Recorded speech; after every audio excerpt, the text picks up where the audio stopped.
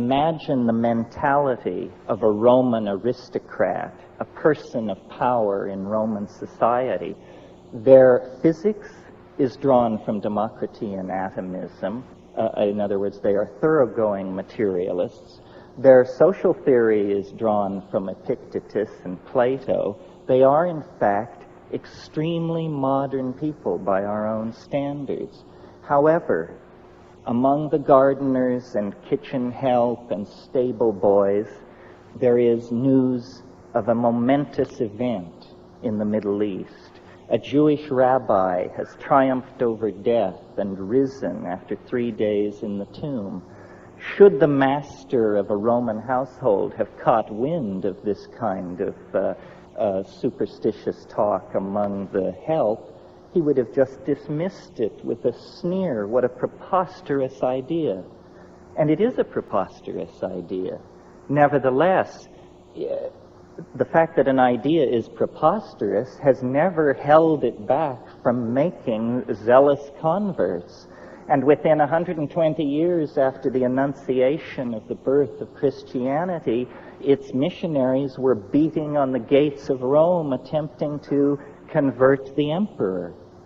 Now I see a similar situation in the modern context, that rationalism, scientific technology, which began and came out of the scholasticism of the Middle Ages and the quite legitimate wish to glorify God through an appreciation of His natural world, turned into a kind of demonic pact, a kind of descent into the underworld, a nekeia, if you will, leading to the present cultural and political impasse that involves massive stockpiles of atomic weapons, huge propagandized populations cut off from any knowledge of their real histories, male-dominated organizations plying their message of lethal destruction and inevitable historical advance.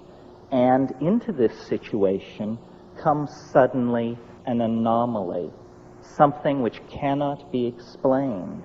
I believe that that is the purpose of the UFO, to inject uncertainty into the male-dominated, paternalistic, rational, solar myth under which we are suffering.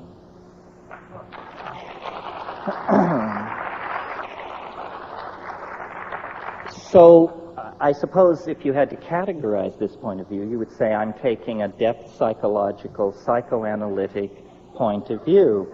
What I'm saying is that the UFO is nothing more than an assertion of herself by the goddess into history, saying to science and paternalistically governed and driven organizations, you have gone far enough.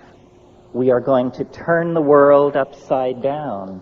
Your science is going to be shown up for what it is, nothing more than a pleasant metaphor usefully extrapolated into the production of toys for healthy children.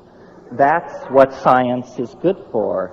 It is not some meta-theory at whose feet every point of view from astrology to acupressure to channeling need be laid to have the hand of science announce thumbs up or thumbs down.